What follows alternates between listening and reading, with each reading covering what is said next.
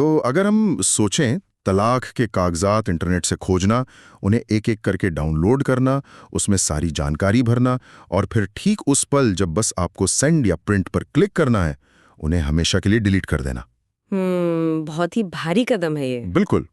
और वो भी इसलिए नहीं कि सामने वाला इंसान बहुत क्रूर है या उसने कोई धोखा दिया है, बल्कि इसलिए क्योंकि वो इंसान बहुत अच्छा है। आज की हमारी इस गहन चर्चा में हम एक ऐसे ही विषय पर बात करने वाले हैं। हाँ, और आज हमारे पास चर्चा के लिए कोई छपा हुआ लेख या कोई आधिकारिक रिसर्च पेपर नहीं है। सही कहा। आज का हमारा जो स्रोत है वो बेहद निजी, बहुत कच्चा और सच कहूं तो डरा देने की हद तक सच्चा दस्तावेज है। बिल्कुल। ये एक 39 वर्षीय महिला द्वारा अपने साइकोलॉजिस्ट को लिखा गया ईमेल है, जो उसने कभी भेजा ही नहीं। मतलब वो बस ड्राफ्ट में ही रह गया। हाँ, वो हमेशा के लिए ड्राफ्ट फोल्डर में कैद रह गया। और आज की हमारी इस गहन चर्चा का मुख्य उद्देश्य, या कह ले हमारा मिशन, यही है कि हम इस अनसेंट ईमेल के जरिए उस परफेक्ट दिखने वाली शादी के पीछे छिपे अकेलेपन, इंटीमेसी की कमी और पारिवारिक जिम्मेदारियों के उस भारी बोझ को समझें। सच में ये बहुत बहुत गहराई तक जाती है। मतलब बाहर की दुनिया को जो जिंदगियां एकदम परफेक्ट लगती हैं, वो अंदर से कितनी खाली हो सकती हैं, ये सोचना भी अजीब लगता है। बिल्कुल।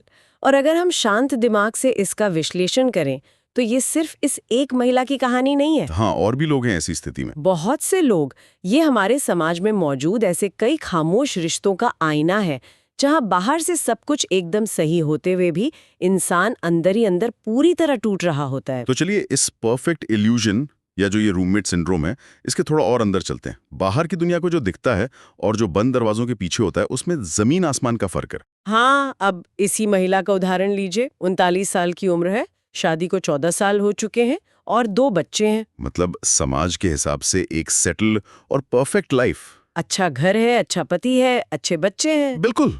लेकिन महिला अपने ईमेल में लिखती है कि उसके भीतर सब कुछ खाली है। खाली है, लेकिन उसने ये भी तो लिखा है कि शादी में अभी भी प्यार और सम्मान बाकी है। हाँ, प्यार और सम्मान है, लेकिन जो इंटीमेसी होती है, एक दूसरे से जो गहरा जुड़ाव होता है, वो बहुत पहले ही खत्म हो चुका है। अच्छा, तो मतलब अब उनकी बातचीत सिर्फ इस बात तक रह गई है कि बच्चों का टाइम टेबल क्या है या बिजली का बिल भरा गया या नहीं। सही कहा। वो अब पति पत्नी कम और रूममेट ज्यादा बन गए हैं। यार, अगर मैं इसके लिए एक एनालॉजी दूं तो ये उस आलीशान घर की तरह है जो बाहर से बहुत खूबसूरत दिखता है, रंग रोगन एकदम बढ़िया है, लेकिन अंदर का हीटिंग सिस्टम पूरी तरह से खराब हो चुका है।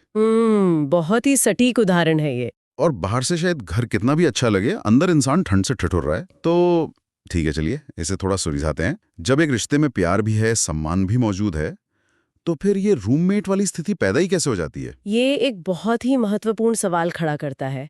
देखिए, लोगों को लगता है कि अगर रिश्ते में झगड़े नहीं है तो सब ठीक है। हाँ, मतलब सम्मान तो है ना। क्या किसी रिश्ते को जिंदा रखने के लिए सम्मान काफी नहीं है? नहीं, सिर्फ बुराई का न होना अच्छाई के होने की गारंटी नहीं है। रिश्ते में संघर्ष या कॉन्फ्लिक्ट का ना होना इस बात का प्रमाण नहीं है कि उसमें जुनून या पैशन भी होगा। मतलब दर्द का ना होना खुशी का होना नहीं है। बिल्कुल।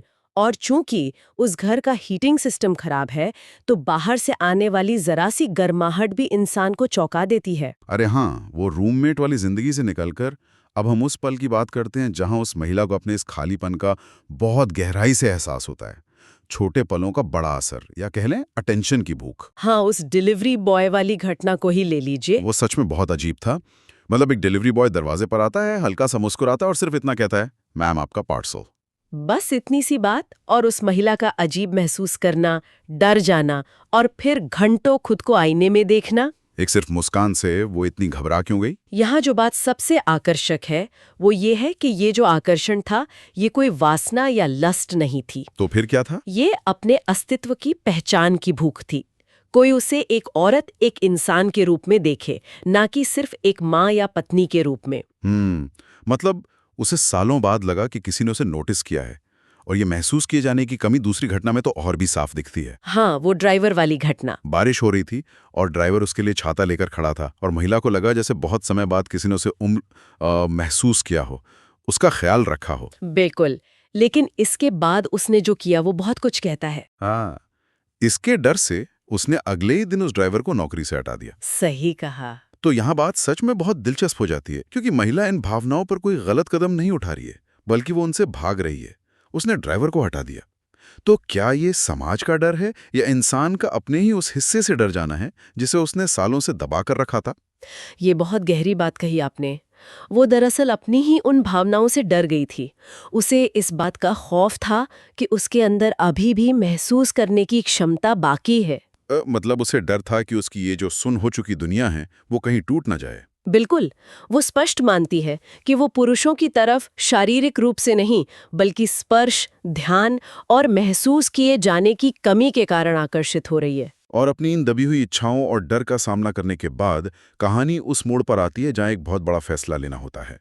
कर्तव्य और इच्छा के बीच की लड़ाई, एक खामोश समझौता। हाँ, सबसे बड़ा सस्पेंस। उसने तलाक के पेपर्स डाउनलोड तो कर लिए थे, लेकिन फिर उन्हें डिलीट कर दिया। क्योंकि उसने अपनी इच्छाओं पर अपने परिवार को प्राथमिकता दी वो अपने बच्चों की दुनिया को टूटते हुए नहीं देख सकती थी। और माता-पिता की आंखों में शर्म, और सबसे बड़ी बात, अपने उस अच्छे पति को चोट पहुंचते हुए नहीं देख सकती थी। मतलब वो पूरी तरह से परिवार, समाज और जिम्मेदारियों से बंधी हुई महसूस करती है, और शायद सबसे ज्यादा अपने ही फैसलों से। बिल्कुल। और इसीलिए उसने ये तय किया कि वो ये ईमेल कभी नहीं भेजेगी। क्योंकि वो जानती थी कि अगर वो इसे भेजेगी या अगर ये सच एक बार बाहर आ गया तो वो खुद को रोक नहीं पाएगी, रो पड़ेगी और टूट जाएगी। अगर हम इसे बड़े परिप्रेक्ष्य से जोड़कर देखें तो ये सिर्फ एक महिला का त्याग नहीं है। तो ये और क्या दर्शाता है? ये दिखाता है कि कैसे हमारे समाज में व्यक्तिगत खुशियों को अक्सर जिम्मेदारी की वेदी पर चढ़ा दिया जाता है। तो इस सब का असल मतलब क्या है? अगर मैं वही एनालॉजी वापस लाऊं तो डिलीट किए गए तलाक के पेपर्स उस प्रेशर कुकर की सीटी की तरह हैं जिसे बजने से ठीक पहले किसी ने हाथ से जोर से दबा दिया हो। हाँ, बहुत ही सटीक कहा आपने। अंदर ही अंदर दबाव बढ़ता जा रहा है, इंसान घुट रहा है, लेकिन बाहर की दुनिया के लिए एकदम सन्नाटा है। और क्या मतलब, क्या एक अच्छे इंसान को छोड़ना किसी बुरे इंसान को छोड़ने से ज्यादा मुश्किल होता है? ऐसा क्यों लगता है आपको? क्योंकि अगर कोई बुरा है तो आपके पास समाज को सफाई देने के लिए एक ठोस कारण होता है, लेकिन यहाँ तो वो इंसान बहुत अच्छा है। बिल्कुल सही कहा। इसे मनोविज्ञान में हम एक तरह का अपराध बोध कह सकते हैं। जब सामने वाले ने कुछ गलत नहीं किया है तो आप खुद को ही विलेन मानने लगते हैं। हाँ, और इसी वजह से वो खामोशी से सब सहती रहती है।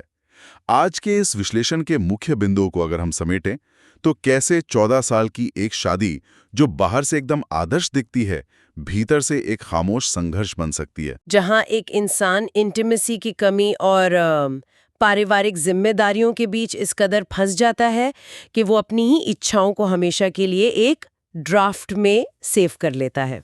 ये चर्चा सच में इसलिए बहुत महत्वपूर्ण है क्योंकि ये हमें ये सोचने पर मजबूर करती है कि हमारे आसपास जो जिंदगियां हमें इतनी परफेक्ट लगती हैं, उनके पीछे न जाने कितने अनकहे दर्द छिपे हो सकते हैं। बिल्कुल। ये हमें सहानुभूति या एम्पैथी सिखाता है और रिश्तों को बहुत करीब से एक मानवीय नजरिए से देखने की अहमियत को दर्शाता है। सही बात है। और अंत में मैं एक बात का जिक्र जरूर करना चाहूंगा।